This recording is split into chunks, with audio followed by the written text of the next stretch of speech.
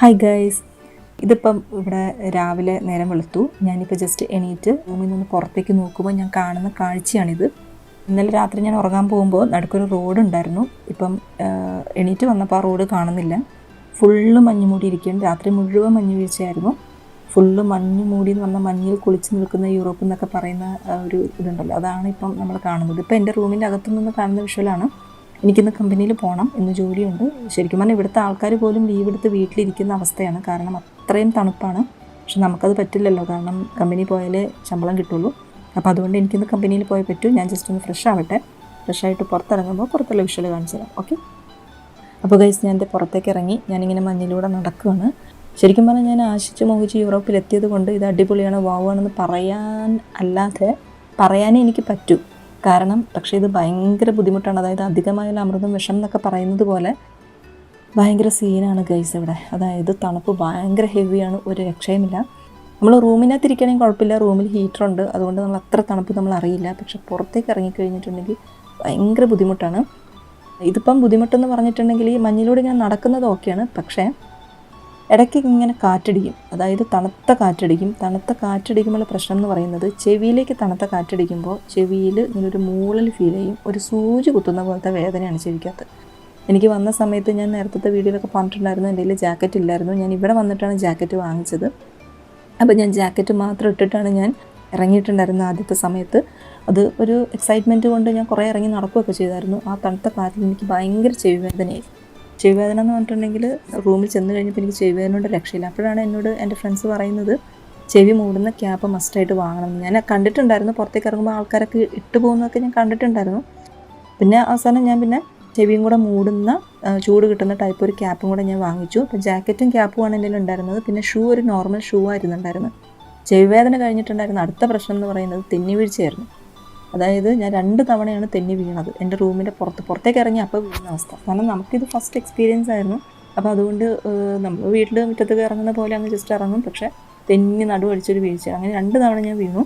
അത് കഴിഞ്ഞപ്പോഴാണ് എന്നോട് നമ്മുടെ കമ്പനിയിലുള്ളൊരു പുള്ളിക്കാരത്തി പറഞ്ഞത് ഗ്രിപ്പുള്ള ഷൂ വാങ്ങണം. അവർ ഫിലിപ്പീൻസാണ്.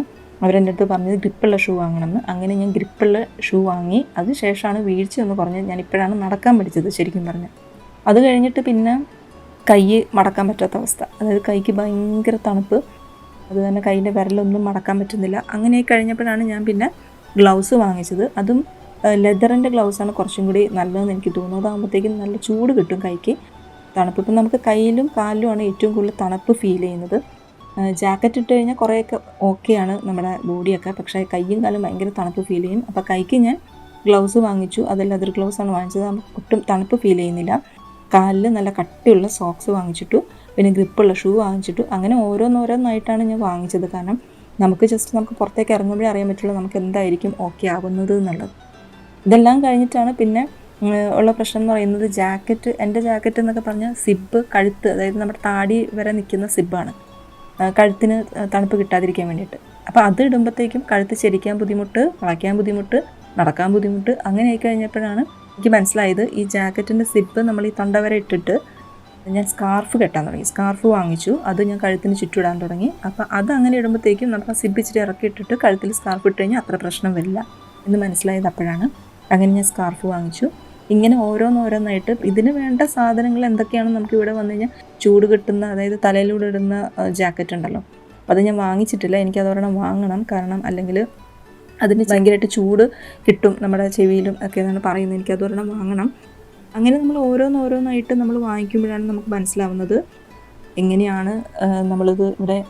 ഇപ്പോൾ നാട്ടിലാണെങ്കിൽ ഒരു ചുരിദാർ ഇടാൻ പോലും മടിയായിരുന്നു. ഷോളുള്ള ചുരിദാർ ഇടാൻ മടി, പിന്നെ ഉത്തണം എന്നുള്ള മടി, സാരി ഉടുക്കാൻ മടി, വലിച്ചു കയറ്റണം എന്നുള്ള.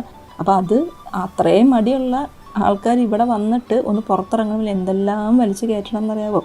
ഗ്ലൗസ്, ജാക്കറ്റിൻ്റെ അടിയിൽ വേറെ ഒരു ലൈറ്റായിട്ടുള്ള ജാക്കറ്റ് ഇടും, അതിൻ്റെ അടിയിൽ ഡ്രസ്സ്, ഷൂവ്, സോക്സ്, കയ്യിൽ ഗ്ലൗസ്, പിന്നെ സ്കാർഫ് ചുറ്റണം, തലയിൽ തൊപ്പിയിടണം. എന്തെല്ലാം കാര്യങ്ങളാണ് നമ്മളിത്. അതുപോലെ തന്നെ സ്കിന്നൊക്കെ ഭയങ്കര ബുദ്ധിമുട്ടാണ്. ഭയങ്കര വലിച്ചില പോലെയൊക്കെയാണ് സ്കിന്നൊക്കെ. റൂമിലിരുന്നാൽ നമുക്ക് അത്ര പ്രശ്നമില്ല. പുറത്തേക്ക് ഇറങ്ങുമ്പോഴാണ് ഈ ബുദ്ധിമുട്ട്. ഈ തണുത്ത കാറ്റടിക്കുന്നതും മഞ്ഞിലൂടെ നടക്കുമ്പോൾ സ്കിന്നൊക്കെ ഇങ്ങനെ ഭയങ്കരമായിട്ട് വലിയും. അപ്പോൾ അങ്ങനത്തെ കുറേ പ്രശ്നങ്ങളിവിടെ ഉണ്ട്. അപ്പോൾ ഞാൻ ഗൈസ് കമ്പനി എത്തി. അപ്പോൾ ഇന്നലെ ഞാൻ ജസ്റ്റ് ഒന്ന് പുറത്തേക്ക് ഇറങ്ങുമ്പോൾ കുറച്ച് വിഷ്വൽ വീഡിയോസ് ഞാൻ എടുത്തിട്ടുണ്ടായിരുന്നു. അപ്പോൾ ആ വീഡിയോയും കൂടെ നിങ്ങളൊന്ന് കണ്ടിട്ട് നമുക്ക് ഇന്നത്തെ വീഡിയോ വൈൻഡപ്പ് ചെയ്യാം. Okay guys, by.